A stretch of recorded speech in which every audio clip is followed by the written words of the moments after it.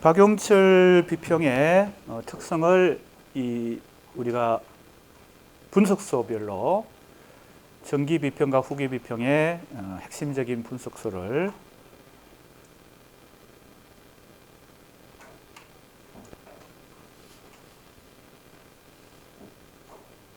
먼저 한번 미리 살펴보고 이제 지난 시간에 시문학 창간에 대하여를 살펴봤습니다. 이제 비평 정기 비평의 중요한 텍스트인 효과주의적 비평 논강입니다. 제목부터가 자 우리가 분석소에서 미리 살펴봤던 그 포인트가 제목에 나타나 있습니다. 효과 이 뭐예요? 에이브럼스가 말한 문학론의 네 가지 유형 중에서 효용론. 효용론이 뭐예요? 작품을 독자나 비평가가 수용할 때 어떤 효과가 발생하는가, 그죠? 어떤 효용성이 있는가. 그 지점을 지금 제목에서 이 글이 그걸 한번 규명해 보겠다 하는 제목을 밝히고 있으니까 바로 정기 비평의 중요한 특성이 뭐였어요?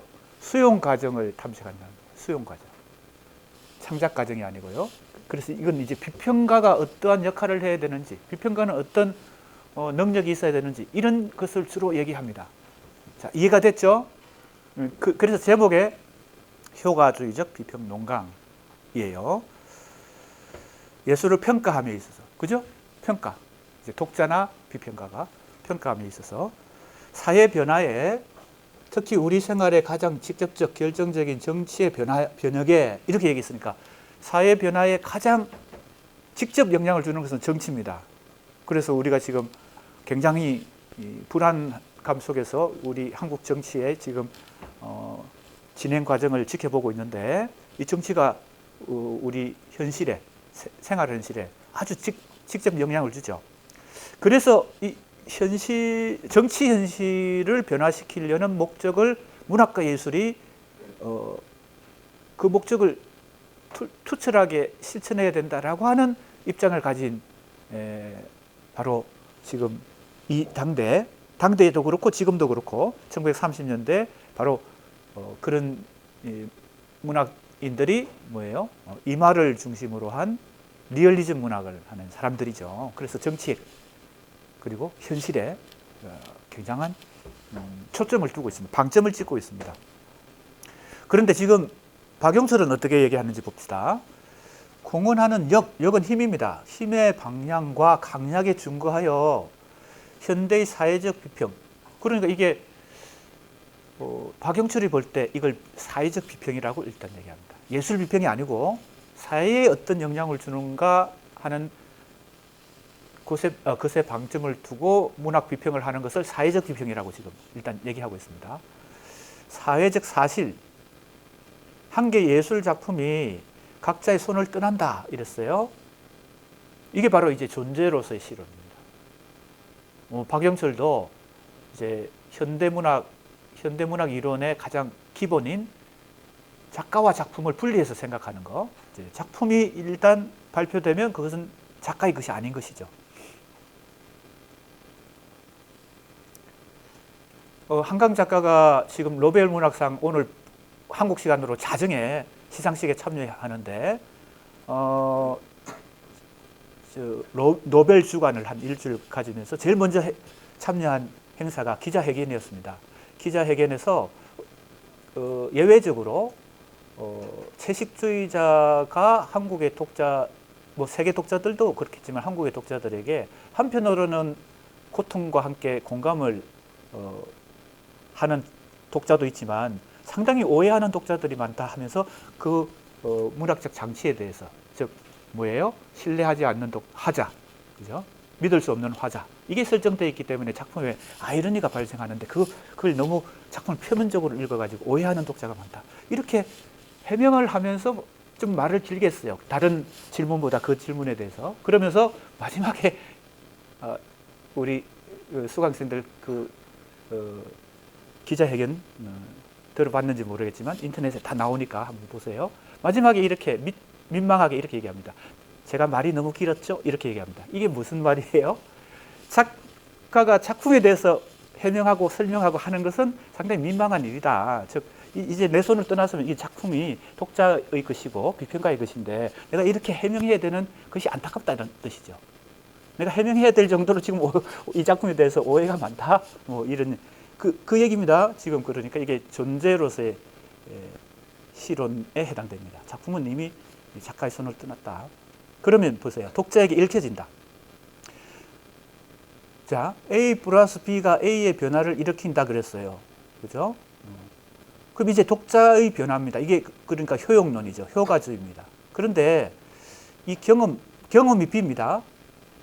예술의 경우는 B의 내용이 감각의 유혈을 일으키고 그리고 이 보통 논문에 의해서 혹은 논설문, 신문, 이런 다른 어떤 것에 의해서 독자가 영향받는 것보다 문학은 좀 다르죠. 자, 그래서 거기 밑에 이렇게 얘기합니다. 역시 이제 간단하게 수식어로 얘기하죠.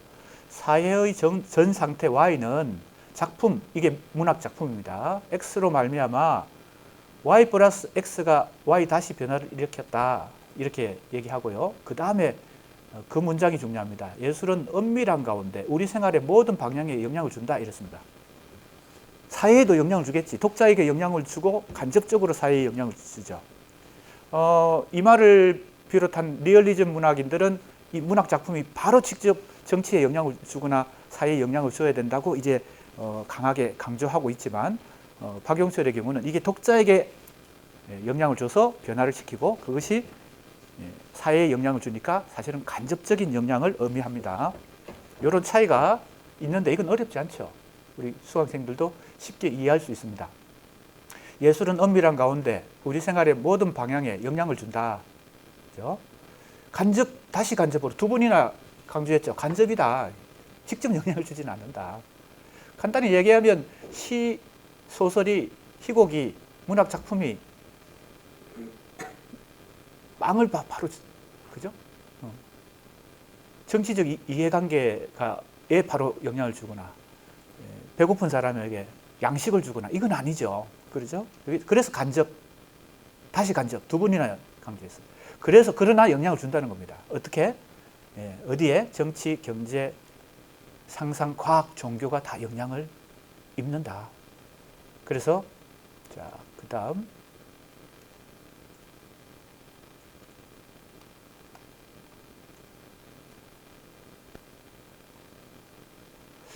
이게 나는 화면이 이거는 시문학 창간에 대하여고 자, 그 다음에 안 나오는데 이게 내가 우리 수강생들은 이 파일이 좀 잘못된 거 아니에요? 한번 와서 봐줄래요? 내가 이걸 가지고 내가 작동을 잘못해서 그럴 수도 있는데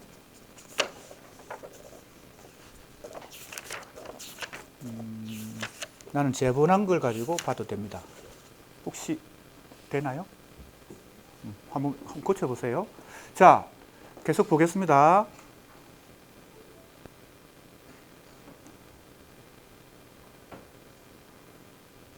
앞년리에 좀 어려운 한자를 이 당시에 많이 썼어요. 그죠? 지금은 잘 쓰지 않는 것인데 이 앞년리에 하는 것은 뭐예요? 우리가 어떤 인물의 정치적 행동을 평론할 때는 안목이네요. 안목리에, 즉 무의식적으로, 그죠? 언연중에 이러한 방법을 사용한다. 이렇게 얘기했습니다. 그다음 중요한 얘기가 이제 나옵니다. 조금 건너뛰고요. 비평가의 직능. 이게 무슨 말이에요? 비평가의 기능이에요. 비평가는 어떤 역할을 하느냐? 찾았습니까? 비평가의 직능. 그 부분이 굉장히 중요합니다. 이 글에서.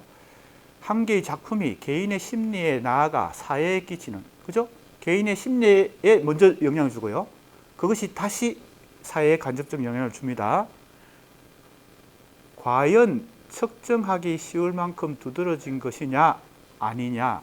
아니다, 그런 거죠. 아니다. 그게 측정하기 어렵다. 즉, 작품이 독자에게 영향을 주고 다시 간접적으로 사회에 영향을 주는 것을 어떻게 측정하느냐. 그 눈에 안 보이는 거니까요. 직접 영향을 주면 그나마 눈에 띌 텐데 간접으로 영향을 주는 것이니까 어떻게 측정하느냐, 이게 문제겠죠. 측정하기 쉽지 않다는 겁니다. 이 영향은 지극히 미세한 것이어서 비상이 뭐예요? 평범치 않은 탁월한, 그죠? 보통이 아닌 천재의 진맥이라고 표현했어요. 비평가의 능력이 진맥을 하듯이, 마치 한의사가 환자의 진맥을 해가지고 그 진단을 하듯이 질병 상태를, 몸 상태를 아니고는 알아낼 수 없다 그랬어요. 자, 그러니까 비평가는 보통 이제 낭만주의 문학론에서는 시인이 천재인데, 시인 혹은 작가가요, 보통 사람이 아니라는 겁니다. 보통 사람의 능력 가지고는 안 되죠. 비평가도 그런데 여기서 천재란 말을 썼습니다. 그러니까 이제 박영철의 문학관은 상당히 시인 못지않게 비평가까지도 천재에 해당되는, 즉 비상한 능력을 가진 그런 존재로 이해하고 있다는 것입니다. 그래서 이제 이 글이 효과주의적 비평 논강인데, 독자나 비평가의 역할, 그죠? 어떤 능력을 가져야 되는가, 이걸 지금 얘기하고 있습니다. 그 다음 보세요. 사회에 끼치는 영향은 가장 측정하기 어려운 것이 아니면 아니다. 보통의 독자는 자기의 받은 인상을, 여기 인상이 나오죠. 그래서 이 박영철의 비평관을 우리가 인상주의 비평이다, 이런 명명을 합니다. 정의를 내릴 때. 그것이 이제 약간의 폄하라는 것은 낮게 보는, 가소평가하는 거, 깔보는 거, 그 폄하의 느낌을 가지고 인상주의 비평이다, 이렇게 얘기하는 경우도 있어요. 그런데 박영철 스스로가 인상을 굉장히 강조할 때 그것은 보통 인상이 아니겠죠. 그죠?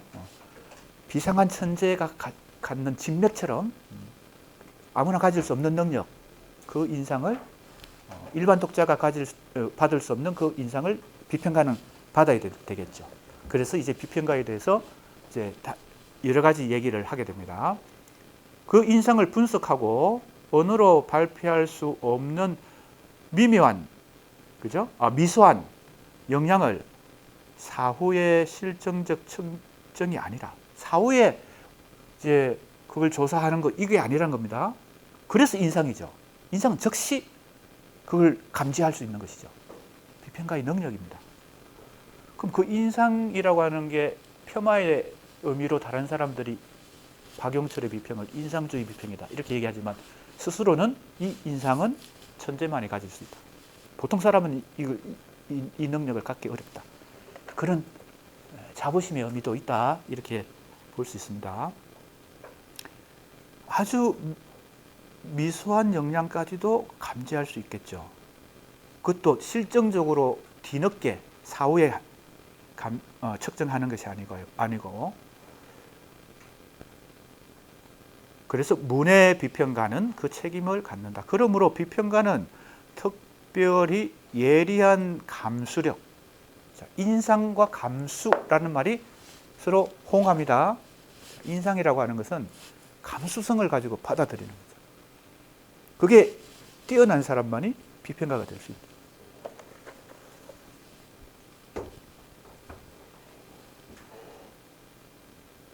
그 다음에 이렇게 정의를 합니다. 보세요. 일반 독자의 받을 인상을 추측하여, 자, 그러면 보통 독자들이 이 작품, 문학 작품을 에서 어떤 인상을 받을지도, 그죠? 측정할 수 있어야 됩니다. 그래야 이제 보편적 관점에서 평론을 하겠죠. 비평을 하겠죠. 그리고 다시 독자의 영역을 넘어서 사회에 끼치는 부분까지. 그리고 이제 줄을 바꿔서 이렇게 압축합니다. 뭐라고 얘기해요? 효과의 민감한 계량기, 그죠? 효과의 예보인 청우계. 청우계는 요즘 잘 쓰지 않는데 기상청에서 비가 얼마나 왔는지, 그죠? 측정하는 거, 청우계. 자, 효과를 민감하게 계량하고 효과를 예보하는 청우계다. 그게 되어야 된다. 누가? 비평가의 역할을, 기능을 이렇게 얘기합니다. 그래서 그 다음 또 넘어갑니다. 이러한 기계주의적 비평이 이전의 비평을 이렇게 이제 비판하는 거죠. 예술 비평은 예술 비평 자신을 이제 우리는 이 박용철의 이런 비평을 인상주의 비평이라고도 말하고 예술주의 비평이라고도 말합니다. 그런데 이 당시에 지난 시간에도 얘기했죠. 박용철과 함께 이러한 역할을 했던 사람은 소설 비평에서는 김환태라는 비평가가 있습니다. 김환태의 인상주의 비평, 예술주의 비평. 김환태는 이렇게 얘기합니다. 남들이 나를 예술지상주의라고 부른다. 그렇다. 나는 예술지상주의다. 이렇게 얘기해요. 그러면 바로 지금 내가 얘기했던 그 인상주의라고 하는 것과 같은 얘기예요. 남들이 나를 예술지상주의라고 부를 때는 폄하의 의미로 부르지만 나는 자랑스럽게 예술지상주의다라고 말한다. 이런 뜻을 그 말이 갖고 있어요. 그건 김한태의 말입니다. 박용철이 아니고요. 그러나 이제 상당히 지금 비슷한 지금 문학관을 갖고 이 당시에 경쟁하면서 누구랑? 리얼리즘 문학관 그리고 모더니즘 문학관과 경쟁하면서 활동했던 두 비평가입니다. 기억할 만한 비평가죠. 이것은 오늘까지도 많은 애호자를 가지고 있다. 기계주의 비평이 과거의 비평을 지배했는데 이것은 아직도 많은 애호가가 있다. 성심을 가지지 않고 비교적 소박한 마음으로 작품을 대한다. 그 다음에 인상을 받아들이고, 자, 인상이 계속 강조됩니다. 그러나 인상에 그치면 안 되겠죠. 인상을 매력 있는 필지로 기술하려 한다. 자, 예술주의 비평 혹은 인사주의 비평의 방법을 얘기합니다. 이건 이제 능력이 있어야 되겠죠. 작품의 가치 판단보다 해석에 가까워, 그죠? 이제 쉽게 작품을 평가하지 않으려고 하고 재단하지 않으려고 한다 이거죠. 자기 관점으로 우리 감수의 지도가 되고 우리는 이제 독자들, 일반 독자들의 감수는 받아들이는 것. 감수성 할 때 그 감수입니다. 지도가 된다는 거죠. 비평가가 그래서 이제 한국에서 아주 독특한 문학적 어떤 관습 중에 하나가 출판사에서 시집을 낼 때 거의 대부분 해설이라고 하는 걸 시집에 뒤에 붙여서 같이 냅니다. 비평가에게 해설을. 소설도 해설이 있는 경우가 있지만 소설보다는 시집에 해설이 거의 대부분 붙어 있어요. 때로는 해설 대신에 발문이라고 하는 걸 이게 열렸어요? 네. 발문이라고 하는 걸 이제 그건 해설과는 조금 다릅니다.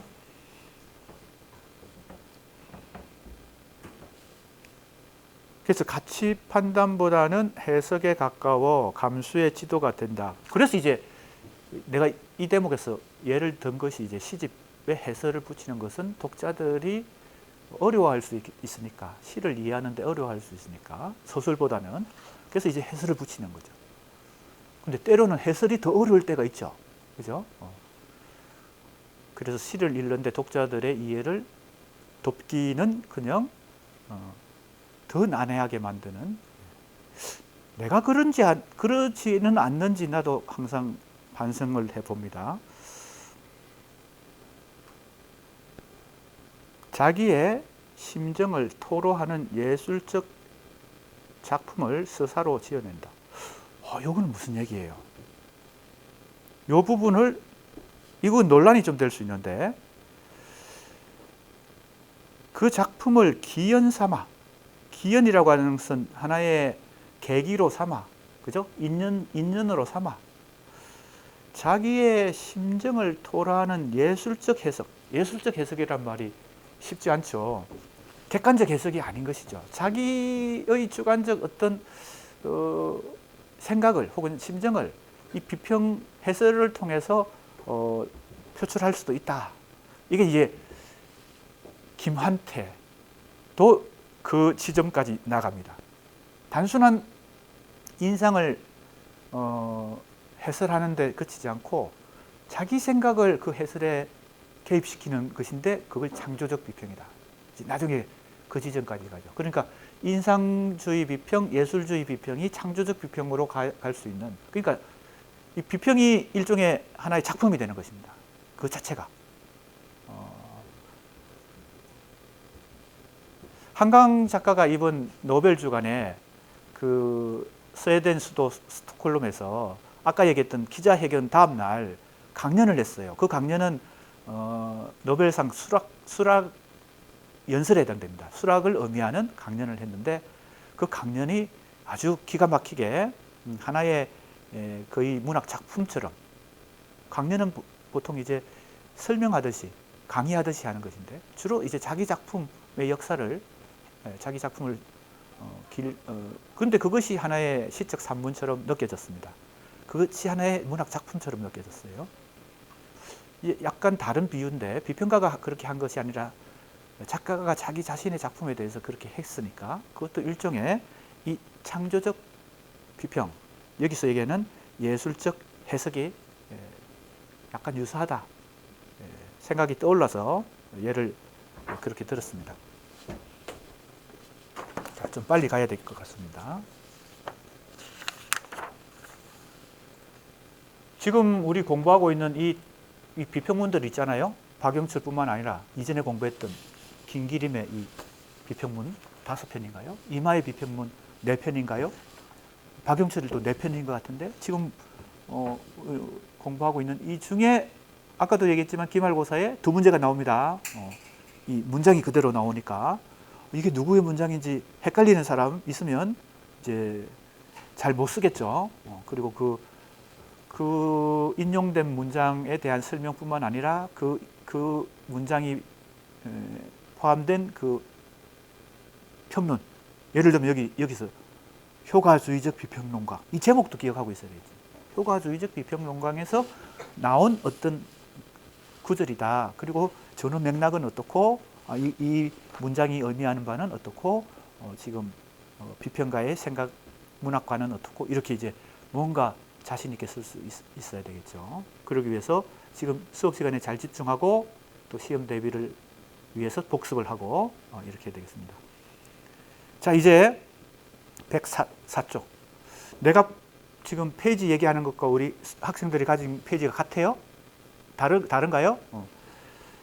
지금 한글로 번역된 걸 보고 있으니까 나하고 다르겠군요. 자, 찾아보세요. 조금 건너뛰어서 막스주의가 우리 심리에 따라 예술의 사회적 기초를 설명하려는 데는 적지 않은 성공을 얻었으나, 자, 이게 바로 이제 이 말을 염두에 두고 얘기합니다. 여기서는 꼭 이 말을 염두에 둔 건 아니겠죠. 아직 논쟁을 하기 전 단계니까요. 그러나 이제 카프 계열의 리얼리즘 비평가들을 염두에 두고 얘기합니다. 막스주의가 예술의 사회적 기초, 그죠? 사회적 비평은 이 막스주의 비평가들이 어느 정도 성공했다. 그러나 이제 그런 얘기죠. 그 문제점을 얘기합니다. 그 반면에 예술의 생리학이라고 부를 만한 예술의 특성. 자, 이제 사회적 비평은, 즉 정치적 영향관계는 어느 정도 잘 설명했지만 이것이 예술의 생리학, 이 생리학이 바로 사회학과 상당히 다르죠. 그죠? 막스주의 비평은 사회학적 관점으로 혹은 정치 경제학적 관점이죠. 마르크스 사상 자체가 정치 경제학이죠. 그죠? 현실을 정치 경제학의 관점에서 이제 분석한 것이 그 자본론이니까. 그러나 인간의 심리학, 예술가의 심리학적으로는 그 관점으로 예술의 특성을 밝히지는 못했다. 그리고 이제 부총 설명을 이렇게 합니다. 왜 많은 사회 현상 가운데 예술 현상이 분화되어 나오는가? 왜냐하면 마르크스주의 혹은 리얼리즘 비평은 정치 경제적인 현실을 더 우위에 놓고 그 안에서 문학과 예술을 하나의 현상으로 보고요. 문학과 예술뿐만 아니라 많은 인간의 정신적인 활동이 만들어낸 어떤 결과물들을 뭐예요? 상위 구조로 보죠. 근데 상위 구조가 더 가치가 있거나 그 우선하는 게 아닙니다. 하위 구조가 더 우선하고 하위 구조가 상위 구조를 결정한다고까지 얘기하니까 그게 바로 하부 구조, 그죠? 하부 구조가 더 중요하다. 뭐 경제 결정론이다. 이런 이제 비판도 받게 되는 이유가 그 관점에서 지금 박영철이 이렇게 지금 문제점을 얘기하고 있습니다. 왜 예술이 의미가 있는가? 왜 분화되어 나오는가?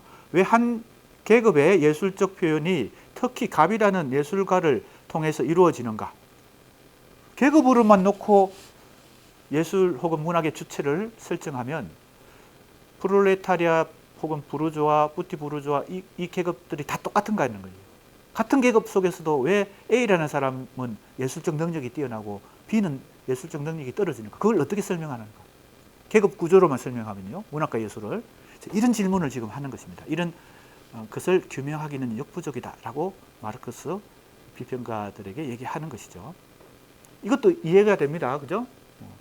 어렵진 않죠? 이런 논리가 어렵진 않습니다. 왜 예술가 을은 병보다 강한 표현력을 가졌는가? 이제 표현의 면에서 표현력이 더 강한 사람을 어떻게 설명할 것인가? 이게 바로 통칭해서 예술의 심리학입니다. 미안합니다. 생리학입니다. 심리학이 아닙니다. 생리학입니다. 그래서 예술 발생학으로서의 완성을 보지 못했다. 무엇이 마르크스주의가? 자, 이런 이제 비판을 하면서 경쟁을 하는 거죠. 어떤 측면에서? 효용론적 측면에서. 사실은 효용론 혹은 효과주의적 비평에 있어서는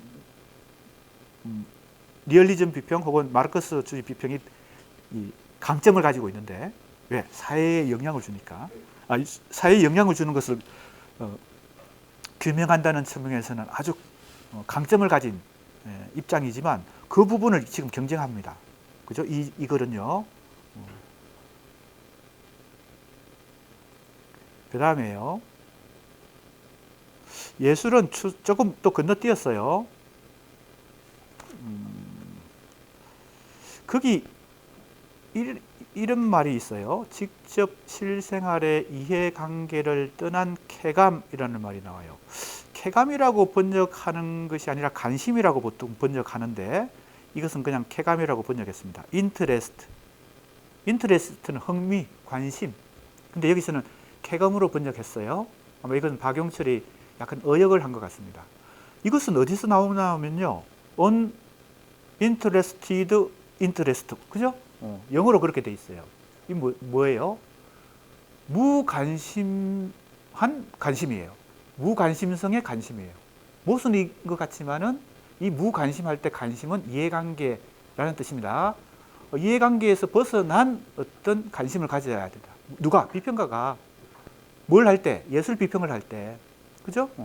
이 예술이 예술적 가치가 있냐 없냐, 그걸 예술성 혹은 문학이 작품성이 있냐 없냐 가지고 비평을 해야지 그것이 나에게 어떤 이해관계, 이걸 신춘문예 당선작으로 뽑으면 이 사람이 나한테 뭐가 이익이 될까, 이런 관심을 가지고 심사하면 안 되겠죠. 그러니까 평가할 때, 예술을 평가할 때 이게 누구 말입니까? 너무나 유명한 칸트의, 그죠? 판단력 비판에 나오는 무관심성의 관심. 간단히 얘기하면 객관적 입장에서 예술을 비평해야 된다. 그 얘기를 지금 합니다. 예술은 추상적 관념에 의해서가 아니라 구체적 형상에 의해서 표현하는 것이며, 자, 예술은 주제만 얘기하지 않고 구체적 형상, 이게 이제 형상화, 그죠? 방식이죠. 시는 시대로, 소설은 소설대로 그 형상화의, 즉 형상화라는 것은 시 창작, 시의 구조, 그리고 소설의 구조, 그 구체적 형상, 그죠? 추상적 관념은 이제 주제에 해당되고, 구체적 형상은 형식에 해당되는데 그것을 표현하는 것이며 사회에 끼치는 영향도 윤리의 슬보고로서가 아니라 감정의 전념으로. 이야, 이거 상당히 우리는 쉽게 이해할 수 있습니다. 이게 바로 이 말을 이제 나중에 기교주의 논쟁에서 뭐라고 비판하는 것과 연결됩니까? 시는 변설 이상이다. 변설 이상의 시라는 그 논리로 연결되죠. 자, 감정의 전념이란 말이 이제 초점입니다. 윤리적 설득이 아니란 겁니다. 역시 예술 비평의 예술성, 작품성을 중시한다는 것을 잘 알 수 있습니다.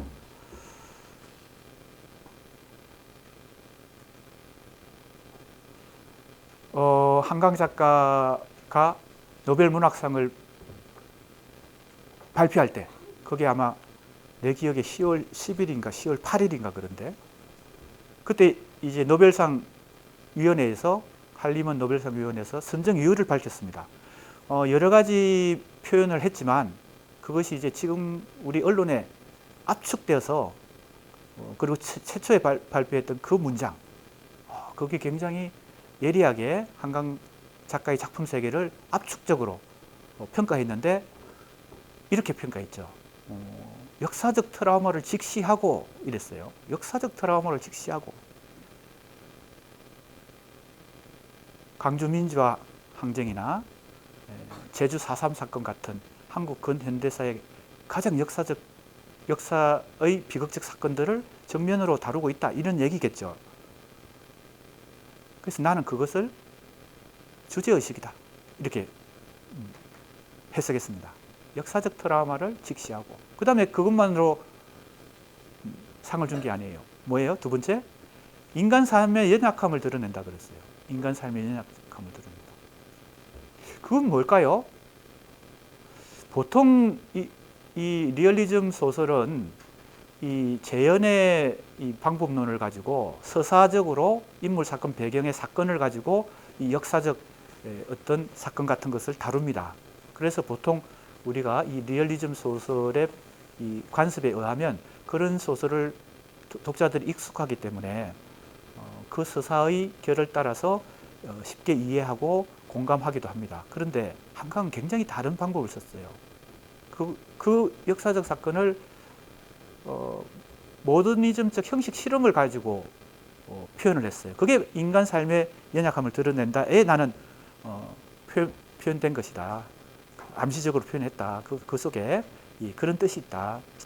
그러니까 여러 가지 기법적인 형식 기법들을, 형식적인 실험들을 통해 가지고 이거 지금 이 진도가 급하기 때문에 다 얘기할 수는 없지만 아까 얘기했던 한강 작가가 아이러니가 있다, 작품에, 자기 작품에. 그 문학적 장치가 신뢰할 수 없는 화자를 설정했기 때문에 그걸 독자들이 있는 그대로 받아들이면 안 된다. 그 반응가 있다는 거죠. 표면적인 의미 속에 숨은 의미가 있으니까 그걸 캐치해야지, 표면적인 의미만 보면은 이 작품을 오해한다, 그 얘기죠. 아무튼 리얼리즘적 주제의식이 강한데 역사적 트라우마를 다루고 있으니까요. 그걸 보통의 리얼리즘 소설의 방법인 재현의 방법이 아니고 모더니즘적 형식 실험을, 모더니즘의 문학 전통이 서구로부터 한국의 1930년대, 지금 바로 우리가 공부한 김기림의 이 이론, 그리고 많은 비평가들 뿐만 아니라 시인, 작가들, 거기에는 이상도 있죠. 이상. 박태원도 있고요. 그러니까 모더니즘, 서구의 모더니즘 이 형식 실험이 한국으로 건너와서 수용되어서 1930년대 이후에 한국 문학의 전통 계보가 하나가 되었는데 내가 볼 때는 그런 거죠. 이 두 가지가 결합되어 있다. 보통 독자들이 쉽게 읽기가 그래서 어려운 것이죠. 간단히 요약하면 역사적 트라우마를 직시한다는 것은 리얼리즘적 주제의식이고, 인간 삶의 연약함을 드러낸다는 것은 이게 바로 정치적, 역사적 사건으로 이걸 서사로 다루지 않고 그걸 그 등장인물의 내면으로 깊이 그걸 침잠시키고 내면 속에 있는 인간의 본성의 문제로 그걸 치환하거든요. 치환한다. 이게 바로 인간 삶의 연약함. 근데 거기서 발견하는 것은 긍정적인 게 아니에요. 엄청나게 비관적인 어떤 인간의 본성과 만납니다. 그게 바로 폭력성이죠. 국가폭력이든 개인적인 폭력이든, 그래서 채식주의자에서 육식을 거부하는 여종족이 등장하는데, 그 육식을 거부한다는 것은 인간의 본성 속에 폭력이 있다는 겁니다. 육식을 하기 위해서는 다른 동물을 죽여야 되니까, 그래서 그걸 먹어야 내가 인간이 생존할 수 있다는 그 근원적 본성 자체가 비극적인 것이죠. 그러니까 육식을 거부하는 그것이 폭력을 거부하는 것인데, 그래서 나무가 되기를 꿈꿉니다. 이건 그냥 현실에서 그걸 실현하려고 하죠. 그래서 물만 먹고 이제 거의 죽음과 자신의 그 결백성을 교환하려고 하죠. 죽음에 도달해서 앰뷸런스에 실려 나가는 것이 끝장면입니다. 그러니까 이 작품 안에도 채식주의자뿐만 아니라 소년이 온다, 작별하지 않는다 안에도 모더니즘적 형식 실험들을 굉장히 다양하게 구사하는데, 그것은 서구 모더니즘 문학의 전통을 한국이 1930년대 이후에 바로 지금 우리가 공부하고 있는 이 시대에 수용하고, 그것이 계속 한국 현대문학사에서 개성 발전되다가 한강에 와서 어떻게 됐다는 거예요? 이게 융합이 됐다. 리얼리즘과 모더니즘은 계속 지금 우리가 공부하고 있듯이 임화와 김기림과 박용철이 지금 경쟁하면서 논쟁도 벌이고 서로 이제 자신의 문학적 입장과 주장을 하고 있잖아요. 그러면서 상대방을 비판하고 자기의 문학적 주장을 옹호하고 이렇게 하고 있는데, 한강만 그런 게 아니겠지만 내가 볼 때는 시 분야에서는 김수영이 이미 그렇게 했고, 김수영 지금 소설에서 한강 외에도 그렇게 한 사람들이 많겠지만, 지금 한강이 전 국민의 초점을, 시선을 끌고 있기 때문에, 노벨상을 받고 있기 때문에, 내가 볼 때는 지금 선정 이후에서 밝힌 그 두 가지가 바로 내 해석에 의하면, 내 재해석에 의하면 리얼리즘적 주제의식과 모더니즘적 형식 실험을 결합했다, 이렇게 보는 것입니다. 그 다음에 마지막 얘기가 중요해요. 뭐라고 해요? 인간 삶의 연약함을 드러내는 강렬한 시적 산문이다 이랬어요. 시적 산문이 뭐예요? 시와 소설을 결합한 것인데, 이게 이제 문체적 측면이겠죠. 하나는 주제 의식, 두 번째는 형식 실험, 세 번째는 문체 실험입니다. 이 세 가지가, 그죠? 세 가지 요소가 결합이 되어서 강렬함을 발생시켰죠. 강렬한 시적 산물이다 이렇게 표현했습니다. 그러면 그 세 번째 시적 산물은 내가 재해석할 때는 뭐냐는 거예요. 그 세 가지 주제와 형식과 문체가 같이 결합되는 것은 쉽지 않습니다. 일단 모더니즘과 리얼리즘이 결합되는 것도 쉽지 않아요. 서로 거의 양극이야. 대립하는 어떤 문학관이에요. 그래서 지금 김기림, 임화도 서로 경쟁하고 대립하고 있죠. 박용철까지도. 그래서 이 세 가지 요소 중에 세 번째 요소, 시적 산문이라고 하는 것이 단순히 그냥 여성적이고 잔잔하고 부드러운 시적 문장으로 이 소설을 표현했다는 그런 표면적 의미 말고, 내가 재해석하기에는 바로 육체성, 인간의 신체, 몸, 그 몸의 감각으로 그 내면 속에서, 두 번째 얘기가 인간의 내면으로 들어가는 거거든요. 그 내면 속에서 몸과 만나서 이것을 세 가지를 융합해낸 것은 그렇게 해서 강렬해졌다는 겁니다. 강렬한 시적 산물입니다. 그래서 이번에 우리가 공부하고 있는 이 리얼리즘, 모더니즘, 그리고 이 유기체적 상상력, 바로 이 지금 공부하고 있는 박용철에 해당되는데, 그 세 가지가 한강 작가의 작품에 세 가지 요소가 융합되어 있다. 그것은 남들이 보통 하기 힘든 것이죠.